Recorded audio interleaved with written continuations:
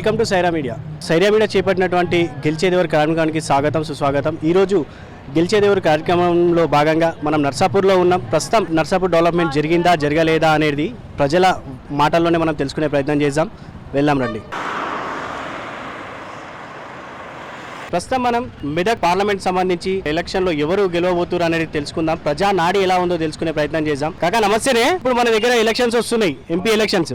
ఈ ఎలక్షన్లలో ఎవరిని గెలిపించాలనుకుంటారు, ఎవరు గెలిస్తే బాగుంటుంది, ఏ పార్టీకి మీరు మద్దతు ఇవ్వాలనుకుంటారు? మేము ఇప్పుడు కాంగ్రెస్కి వేయాలనుకుంటున్నాం. సో అన్న, ఇప్పుడు మన ఎంపీ ఎలక్షన్స్ వస్తున్నాయి. ఈ ఎలక్షన్లలో ఇక్కడ ఈ మెదక్ జిల్లాలో ఎగిరే జెండా ఏది అంటే ఏం చెప్తారు, ఎవరిని గెలిపించాలనుకుంటారు? మేమైతే ఇక్కడ మెదక్ అసెంబ్లీలో మేము రఘునందన్ రావుని గెలిపేయాలని అనుకుంటున్నాం. మాకు రఘునందన్ రావు అంటే చాలా మంచి క్యాండిడేట్. ఆయన ఒక లాయర్ క్యాండిడేట్. ఆయన చేసే పనులు చాలా బ్రహ్మాండంగా ఉన్నాయి. దుబాకలా కూడా బ్రహ్మాండంగా చేసింది. మన దగ్గర ఎంపీ ఎలక్షన్స్ వస్తున్నాయి. అవును, మెదక్. సో ఇక్కడ ఎవరు గెలిస్తే బాగుంటుంది అనుకుంటున్నారు, ఎవరిని గెలిపేయాలనుకుంటున్నారు? వస్తున్నాడు, ఆయనే వస్తున్నాడు, రఘునందన్ రావు ఆయనే వస్తున్నాడు. బీజేపీ వస్తుంది. అంటే రఘునందన్ రావు మీద ఒక చిన్న కామెంట్ ఉందండి. ఎట్లా అంటే ఎంపీ అది ఎమ్మెల్యే ఎలక్షన్ లో ఓడిపోయిన వ్యక్తి ఈ రోజు ఎంపీగా గెలుస్తాడని ఎట్లా అనుకుంటున్నారు? ఖచ్చితంగా గెలుస్తాడు. ఎందుకంటే ఆయన ఈ కొద్దిపాటి రోజుల్లో చేస్తలేడు కదా, ఎన్ని రోజులు అంతా చేస్తున్నాడు. ఒక్కసారి ఓటమి అనేది చాలా జరుగుతాయి, ఓటమి చాలా మస్తు ఉంటాయి. ఓటమిని నెగ్గించుకుంటూ పోయిన వాళ్ళే తట్టుకొని ముందుకెళ్ళిన వాళ్ళే గ్రేట్. ఆయన తట్టుకొని మరీ వస్తున్నాడు, ఖచ్చితంగా ఆయన వస్తాడు. మరి స్టేట్ లో చూస్తే కాంగ్రెస్ ప్రభుత్వం కాంగ్రెస్ ప్రభుత్వం ఉందన్నా లేదని మేము చెప్పట్లేదు. ప్రభుత్వం ఉన్నా ఈ రోజు ఎంపీగా ఖచ్చితంగా రఘునందన్ రావు వస్తున్నాడు. ఇక్కడ మాజీ ఐఏఎస్ కలెక్టర్ వెంకటరామరెడ్డి గారు కూడా ఉన్నారు. వెంకటరామరెడ్డి ఉన్నా ఎవరున్నా ఏదున్నా పక్క రఘునందన్ పక్క బీజేపీ వస్తుంది. సో ఇప్పుడు ఎంపీ ఎలక్షన్స్ వస్తున్నాయి మెదక్ లో. ఈ ఎంపీ ఎలక్షన్ లో ఇటు చూస్తే కాంగ్రెస్, అటు చూస్తే బీజేపీ, ఇటు టీఆర్ఎస్, ఈ మూడు పార్టీలు ప్రధానంగా పోటీ పడుతున్నాయి. ఈ పార్టీలలో ఏ పార్టీ వస్తుంది అనుకుంటున్నారు, ఎవరు గెలుస్తుంది అనుకుంటున్నారు? మీ అభిప్రాయం ఏంటి? కానీ మా పరిస్థితి బాగాలేక మేము ఎవరికి వేయాలి, ఏం వేయాలి అనేది మైండ్ అంతా మాది ఖరాబ్ అయి మేము సప్లా ఒగ్గుతున్నాం. వీడికి 4 బండ్లు గుంజుకపోయారు మా దళితపతి ఫైనాన్స్ వాడు, పైసలు కట్టలేక. కొంతమంది అట్లా బాధపడుతున్నాం, కొంతమంది ఇట్లా బాధపడుతున్నాం. ఏంటికి వేయాలి, ఎక్కడ వేయాలి, ఎట్లా బతుకుతాము, ఏం చేద్దాం అనేది బాధ ఉన్నది సార్ మాకు, అంతే. అయితే ఇటు కాంగ్రెస్ ప్రభుత్వం ఫ్రీ బస్ అని పెట్టింది కదా, ఫ్రీ పథకం వల్లనే మీ అందరికి ఎఫెక్ట్ అయింది అనుకోవచ్చా? మరి దాని వల్లనే మాకు మేము నాశనం అయిపోతున్నాము దాంతో. మొత్తం మమ్మల్ని నాశనం, లేకపోతే 200 తీసుకొని పోతుంటే ఇంటికి ఇంత కూరగాయలు వస్తుండే. చిన్న పిల్లలు ఇంటికి పోగానే ఆశపడుతుండే, బిస్కెట్ ప్యాకెట్ వస్తుండే, వాడినే కొట్టవలసిన పరిస్థితి వచ్చింది మాకు ఇప్పుడు. ఇక్కడ మోడీ ప్రభుత్వం గురించి ఏం మాట్లాడతారు? మోడీ ప్రభుత్వం గురించి అంటే అదే అంటున్నా కదా, మోడీ చేసిండు, కొద్దిగా చేయలేడు అన్నాడు కాదు, కేసీఆర్ చేసిండు. ఇప్పుడు లాస్ట్కి వస్తే కాంగ్రెస్కి ఇచ్చేసిండు. కాంగ్రెస్ బిరి బస్సులు అంటే కదా మమ్మల్ని నాశనం చేసిండు.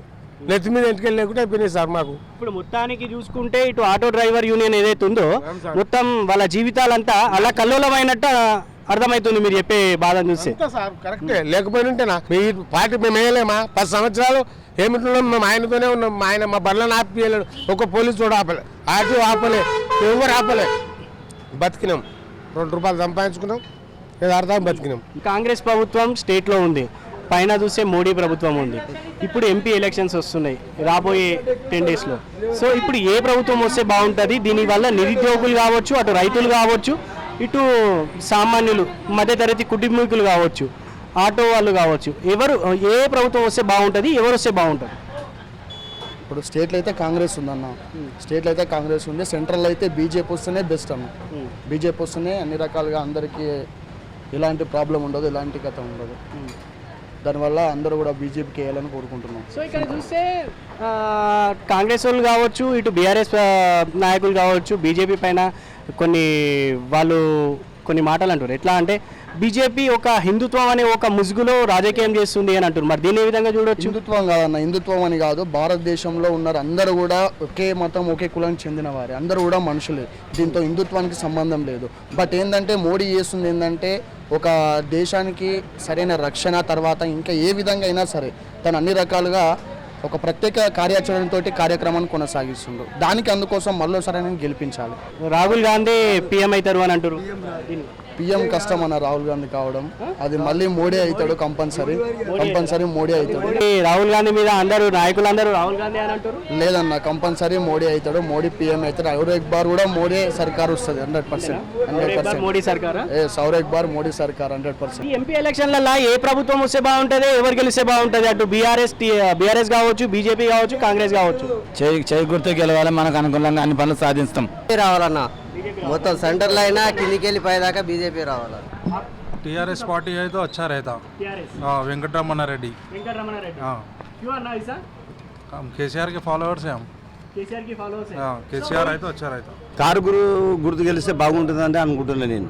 ఎందుకంటే ఆయన చేసిన పథకాలు బాగున్నాయి, ఆయన చేసిన స్కీములు బాగున్నాయి, పేదలకు అందినాయి, మా గుట్లు అందినాయి. మేము కూడా ఆయన పని చేస్తున్నాం, మేము ఆయనకే ఓటేయాలనుకుంటున్నాం. టీఆర్ఎస్ వస్తేనే బాగుంటుంది.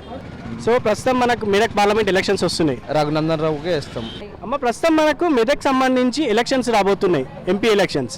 మీరు ఏ పార్టీ వైపు మొగ్గు చూపెడుతున్నారు? ఏ పార్టీ గెలిస్తే బాగుంటుంది అనుకుంటున్నారు? మోదీ గారు రావాలి సార్. మోగడి గారు రావాలా? మోదీ రావాలి కంపల్సరీ. రఘునందన్ రావే రావాలి.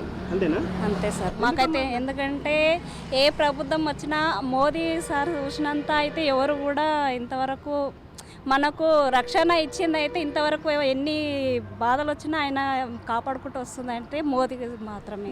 ఈ ఎలక్షన్స్లో ఏ పార్టీ వైపు మీరు సపోర్ట్ చేయాలనుకుంటారు? ఎవరు గెలిస్తే బాగుంటుంది? అటు నిరుద్యోగులు కావచ్చు, ఇటు రైతులు కావచ్చు, మధ్యతరగతి కుటుంబీకులు, సామాన్యులు ఎవరు గెలిస్తే సంతోషంగా ఉంటారు అనుకుంటారు? నీలమ్మది. మేము కాంగ్రెస్ పార్టీ నుంచి అప్పటి నుంచి మేము కాంగ్రెస్ పార్టీలో ఉన్నాం. టీఆర్ఎస్ వస్తేనే బాగుంటుంది. ఏది అని కాదు కానీ ఎవరు వచ్చినా మంచి ప్రజలకు అన్ని సమకూర్చాలి.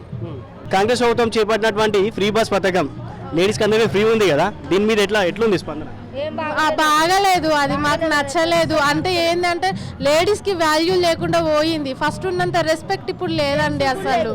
కనీసం ఇప్పుడు ఏదన్నా అత్యవసరం మీద టైంలో ఎక్కడన్నా అప్పట్లో నించుంటే ఆపేది బస్సులు. ఇప్పుడు ఎక్కడన్నా నించున్నా కానీ అసలు ఆపకుండా వెళ్ళిపోతున్నారు. ప్రాబ్లం ఏంది? కనీసం వీళ్ళని తీసుకుందాం, ఎక్కించుకుందాం అన్న ఇది లేదు అసలు. బస్సు వాళ్ళు కూడా పట్టించుకోవట్లేదు అసలు. అయితే నాకు ఓటు హక్కు వచ్చిందని కాంగ్రెస్కి వేస్తుంది. కాంగ్రెస్కి వేస్తున్నావా? నాకు హక్కు వచ్చిందని. ఏదైనా మన దేశాన్ని కాపాడే నాయకుడు మనకు మెయిన్ ఇంపార్టెంట్. ఎందుకంటే మన ఈ రాష్ట్ర ప్రభుత్వంది చూస్తూనే ఉన్నాం, టీఆర్ఎస్ గవర్నమెంట్లో ఎన్ని పనులైనా ఏమైంది అనేది ఆల్రెడీ జనాలకు తెలుసు. కానీ కొన్ని విషయాలు కేసీఆర్ కొన్ని ఏంటంటే మిస్టేక్స్ జరిగినాయి, దాన్ని ప్రజలు గమనించి ఏం చేసినా కాంగ్రెస్కి ఒకసారి ఛాన్స్ ఇచ్చారు. సో మొత్తానికి ఉమ్మడి మెదక్ జిల్లాలో ఎగిరే జెండా ఏది అంటే ఏం చెప్తావు? మెదక్ జిల్లాలో ఎగిరేది బీజేపీ పక్కా. నేను కార్కి వేస్తా. కాంగ్రెస్ అన్న, కాంగ్రెస్కి వేస్తాం. అప్పటి నుంచి సునీత రెడ్డి లక్ష్మి ఉండే చూడు, అప్పటి నుంచి కాంగ్రెస్ కాంగ్రెస్ వస్తే మంచిగా. కాంగ్రెస్ వస్తేనే బాగుంటుంది. కాంగ్రెస్ వస్తేనే బాగుంటుంది. మరి ఈ టీఆర్ఎస్ బీఆర్ఎస్ వస్తే ఆయన భూములు అమ్ముతారు, పరంపోలు బీరంపోలు అమ్మి మందికి పెడతారు. అంతేనా? అంతే. కాంగ్రెస్ రావనండి. ఇప్పుడు 10 ఏళ్ళ స్థానం టీఆర్ఎస్ చేసిండు. చెప్పిన పనులు చేయలే, ఇస్తామంటే అన్నది ఇయ్యలే. ఇక ఎవరు చేసినా కదా చేసిన పని చేస్తారు. ఇక కేసీఆర్ 10 సంవత్సరాలు చేసిండు, అంత తింతరా చేసిండు. ఇక ఆయన ఇప్పుడు కొత్తగా వచ్చిండు, ఇస్తా అంటూ ఆయన చేస్తూ ఇక. మరి ఇప్పుడు మీద చూస్తే బీజేపీ పార్టీ ఏమంటుందంటే ఫిర్ ఎక్ బార్ మోడీ సర్కార్ అని నినాదంతో బయటికి వస్తుంది. ఇక్కడ కాంగ్రెస్ ప్రభుత్వం ఏమో ఈసారి పక్కా మేమే కొడతామని కాంగ్రెస్ ప్రభుత్వం అంటుంది. దీన్ని మళ్ళీ అట కేసీఆర్ చూస్తేనేమో ఇది మా సిట్టింగ్, ఇది మా సొంత జిల్లా, మా జిల్లాను మించింది లేదు అని వీళ్ళు అంటారు. మరి ఎట్లా అంటావు? ఇక ఓటక్కున్నది ఓటు ఎట్లనే వేయాలి, ఎవరికి ఓటు వేస్తాం. ఓటు ఇది రేవంత్ రెడ్డి బాగా పనిచేస్తున్నాడు. ఇక రేవంత్ రెడ్డికి ఎక్కువ ఓట్లు పడ్డట్టుంది. ఈసారి మళ్ళీ ప్రధాని ఎవరైతారంటావు? ప్రధాని మోదీగా చెప్పలేము, ఎవరో అవుతారు. ఇక నీ అభిప్రాయం చెప్పు, నువ్వు ఎవరైతే బాగుంటుంది అంటే?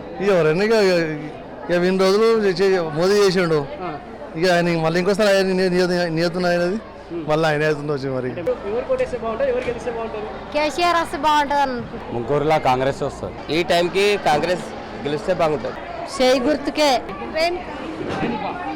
నేను వెంకట్రామరెడ్డి కేసు గెలిపించాను. బీజేపీ రావాలి. సెంట్రల్లో బీజేపీ ఉండాలి. ఈడైతే కాంగ్రెస్ అయిపోయింది, సెంట్రల్లో బీజేపీ ఖచ్చితంగా ఉండాలి. ఖచ్చితంగా 100%. బీజేపీ ఉంటేనే బాగుంటుంది. బీజేపీ ఉండాలి. అంటే 75 సంవత్సరాల నుంచి కట్టని రామాలయాన్ని మోడీ గారు కట్టారు. అది ఎంతోమంది ప్రధానమంత్రులు చేసిరు, ఇందిరాగాంధీ చేసింది, ఎంతోమంది చేసిరు, కానీ ఎవరు కట్టలేకపోయారు. అయినా ధైర్యం చేసి ఆయన కట్టించింది. బీజేపీ వస్తే బాగుంటుంది. బీజేపీ ఎందుకలా?